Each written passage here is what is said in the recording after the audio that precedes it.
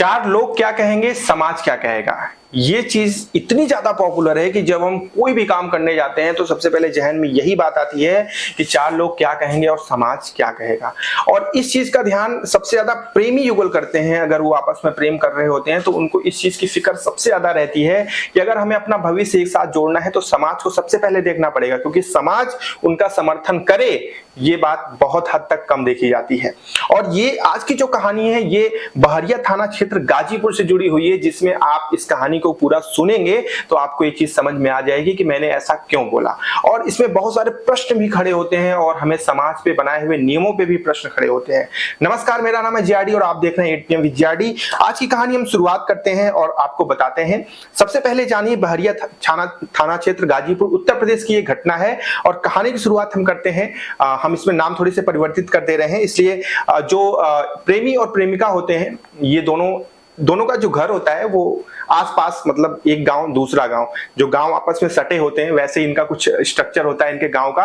तो ये दोनों आपसी गांव के रहते हैं, पड़ोसी गांव के होते हैं और कुछ समय तक इनकी जुगलबंदी चलती रहती है। और धीरे धीरे ये जो जुगलबंदी है, आंखों का इशारा, नजरों का इशारा, चोरी छुप के देखना, चोरी छुप के मिलना, ये सारी चीजें बढ़ते बढ़ते एक दिन गहरे प्रेम में परिवर्तित हो जाती है। अब ये प्रश्न था इनके सामने की सबसे बड़ा इनका जो इनके सामने चेतावनी थी वो ये थी कि दोनों का जो गांव है वो अगल बगल है, इसलिए ये चेतावनी थी कि कैसे शादी होगी, समाज क्या कहेगा, लोग इसको स्वीकार नहीं करेंगे। हाँ, जो इनके लिए प्लस पॉइंट था वो ये था कि दोनों एक ही बिरादरी के थे, यानी एक ही जाति के थे। ये इनके लिए सबसे बड़ा प्लस पॉइंट था। लेकिन ये इनके लिए काफी नहीं था, क्योंकि अगर समाज में रहना है तो समाज के बनाए हुए नियमों का पालन करना पड़ेगा। अब यहाँ पर होता क्या है कि ये दोनों लोग आपस में काफी जो है डिस्कशन करते हैं, प्रेमी प्रेमिका, कि हमें करना क्या चाहिए, क्योंकि हमें साथ में जीना है और साथ में मरना है। इन्होंने इस चीज का निश्चय कर लिया था अपने मन में कि हमें तो बस साथ ही रहना है, दूर हम नहीं रह पाएंगे। चलिए, आज के समय में ये चीजें कम देखने को मिलती हैं कि जो है दोनों जो प्रेमी युगल हैं, दोनों जिसमें लड़का और लड़की दोनों का परस्पर भागीदारी हो प्रेम में, ये बहुत कम देखने को मिलता है। लेकिन ये चीज यहाँ पर थी। इन दोनों ने आपसी समझ से एक योजना बनाई कि क्यों ना ऐसा किया जाए कि हम किसी मंदिर में चलकर अकेले में शादी कर लेते हैं। अगर एक बार शादी हमने कर ली तो शायद समाज हमें स्वीकार कर लेगा, क्योंकि हमारी बिरादरी एक है, अच्छी बात है। लेकिन बस गांव का डिफरेंस है, गांव बहुत नजदीक है हमारा, तो थोड़े विरोध होंगे लेकिन शायद बाद में सारी चीजें सही हो जाए। ऐसा सोच के दोनों लोगों ने, दोनों प्रेमी प्रेमिकाओं ने जो है 3 नवंबर को मंदिर में जाकर शादी कर ली। अब जब इन्होंने शादी कर ली तो ये बात जैसे ही समाज को पता चली तो समाज में लोगों ने अलग अलग तरीके की बातें करना शुरू कर दी कि ये तो इन लोगों ने बिरादरी की नाक कटा दी, इन्होंने समाज में नाक कटा दी, उन्होंने बहुत गंदा काम किया।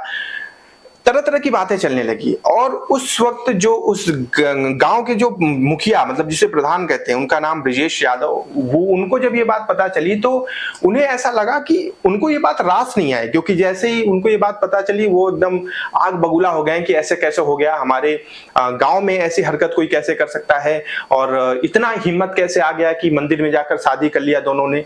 मैं आपको एक बात बताता हूँ कि ये जो दोनों प्रेमी प्रेमिका हैं, इनमें प्लस पॉइंट ये था कि दोनों जो है शादी योग्य थे, कोई ऐसा नहीं था कि कोई इसमें नाबालिग हो। दूसरी बात, दोनों सेम कास्ट के थे। जो नेगेटिव पॉइंट था, जो कि नेगेटिव पॉइंट है नहीं मेरे हिसाब से, वो ये था कि दोनों के गांव पास में थे, बस यही अगल बगल गांव था, बस यही बात थी। लेकिन यहाँ पे प्रधान को ये बात बिल्कुल भी रास नहीं आई और वो पूरे गांव वालों को, मतलब ज्यादातर लोगों को, गांव वालों को लेकर इनकी खोजबीन में निकल पड़ता है और बोलता है कि जल्दी से इनको खोज कर लेकर आओ। अब खोजबीन में जब निकलता है तो यहाँ प्रेमी प्रेमिका को भी ये बात पता चल जाती है, लेकिन उनके मन में एक आशा ये रहती है कि हमारे ही गांव के लोग हैं, बहुत करेंगे तो गाली देंगे, 2-4 थप्पड़ मारेंगे, लेकिन फिर वो हमें समझेंगे, क्योंकि वो हमारे ही गांव के लोग हैं, हमारे अपने जैसे हैं, हमारे ही समाज के हैं। तो हमने तो शादी कर ली, तो हम अगर उन्हें समझाएंगे तो शायद वो समझ जाएंगे। लेकिन शायद उनकी सोच गलत थी, क्योंकि जैसे ये लोग पकड़े गए तो जो ब्रिजेश यादव प्रधान, वो अपने घर इनको लेकर जाता है और लेकर जाने के बाद सबसे पहले दोनों की अच्छे से पिटाई की जाती है। कुर्सी पे बैठा के दोनों की, प्रेमी और प्रेमिका दोनों की पिटाई करता है। और पिटाई करने के बाद प्रेमिका को वो ये कहता है, मतलब पिटाई करने के बाद एक इंसान होता है जिसका दिल थोड़ा सा नरम हो जाता है, तो वो कहता है कि चलो पीट पाट लिया, अब बात कर लेते हैं, मुद्दे की बात कर लेते हैं कम। लेकिन यहाँ पर प्रधान जी का दिल यहाँ पे नहीं पिघला। प्रधान जी को अभी और कुछ करना था, इसलिए वो बोले कि पहले उसने लड़की को बोला कि तुम अपने हाथ पे थूक कर चाटो। लड़की ने मना किया, उसने बोला कि नहीं मैं ऐसा नहीं करूंगी, क्योंकि जाहिर सी बात है थूक के चाटने वाली चीज तो आप लोग जानते ही होंगे, ये काफी घिनौनी चीज होती है। लेकिन वो लड़की जब नहीं मानी तो उसे फिर जो है प्रताड़ित किया गया, प्रधान ने उसको मारा, और ये सारी चीजों की वीडियो भी वो प्रधान बनवा रहा था ताकि जो है बाद में दिखाया जा सके, जिसको भी दिखाना हो कि हाँ देखो हमने चौड़ में ऐसा किया, ठीक है। तो यहाँ पर ये चीज चल रही थी। आखिरकार जब जो है दबाव पड़ा लड़की के ऊपर तो वो विवश हो गई और उसने अपने हाथ पे थूक कर चाटा, और ये चीज प्रॉपर वीडियो में दिख रही है। वीडियो में यहाँ पे नहीं दिखा सकता आपको, क्योंकि ऐसी वीडियोस दिखाना अलाउ नहीं होता है। तो जब लड़की ने थूक कर चाट लिया तो ये तो एक सीमा का उल्लंघन ऑलरेडी हो चुका था, क्योंकि आप प्रशासन नहीं है, आप नियमों के हिसाब से चीजों को नहीं कर रहे हैं, आपके मन में जो आ रहा है आप वो करवा रहे हैं सामने वाले से। तो यही चीज यहां पर थी। इसके बाद यहां पर भी उस प्रधान का मन नहीं भरा। अब आप अंदाजा लगाइए कि अब वो क्या करने वाला है। जब उसने लड़की को हाथ पे थुकवा के चटवाया तो उसे ऐसा लगा नहीं ये अभी कम है, एक काम करते हैं जमीन पे थूक के चटवाते हैं। तो उसने उस लड़की से बोला कि अब तुम जमीन पे थूको और वहां से चाटो। लड़की ने फिर उसका विरोध किया, और विरोध का परिणाम यही हुआ कि लड़की को फिर मार सहना पड़ा, और वो अपने आप को बचाना चाहती थी किसी भी तरह। तो इसके बाद फिर उसने वही की, उसने जमीन पे थूका और थूक कर वो चाटी। और सेम यही प्रक्रिया उस लड़के के साथ भी अप्लाई की गई। इधर प्रेमिका के ने जब ये सारा प्रोसेस खत्म किया, उसने मार भी सही, पीट भी सही, गाली भी सही, थूक कर चाटी भी, सारा चीज किया। इसके बाद लड़के के पास पहुंचा गया और उससे भी यही सेम चीज करवाई गई। मामला ये इतना होने के बाद फिर प्रधान ने फोन छीन लिया लड़के का और उसने बोला कि अब तुम पूरे समाज के सामने, सबके सामने शादी करोगे और मोबाइल फोन तुमको 1 महीने बाद मिलेगा।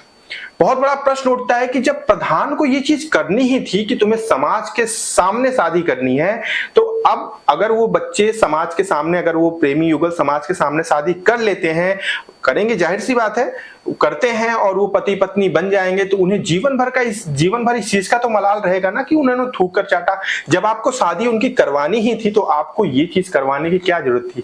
क्या आपका ईगो हर्ट हो रहा था? आप प्रधान थे तो आपको ऐसा लग रहा था कि नहीं आप तो देश के प्रधानमंत्री हैं, आप ही नियम कानून बनाते हैं, तो कोई उसका उल्लंघन नहीं कर सकता? बहुत बड़ा प्रश्न था, और ये चीज वहां पे दब गई पूरी तरह से। लेकिन ये जो वीडियो बनी थी कुछ दिन बाद सोशल मीडिया पे उछल गई, और आपको तो पता ही सोशल मीडिया का पावर, जैसे ही उछली फिर वहां का प्रशासन तुरंत जग गया और फिर ऑन द स्पॉट प्रधान को गिरफ्तार किया गया। सारे मामले की जांच करी गई तो सारी चीजें एकदम पुख्ता पाई गई, जो मैं आपको बता रहा हूं।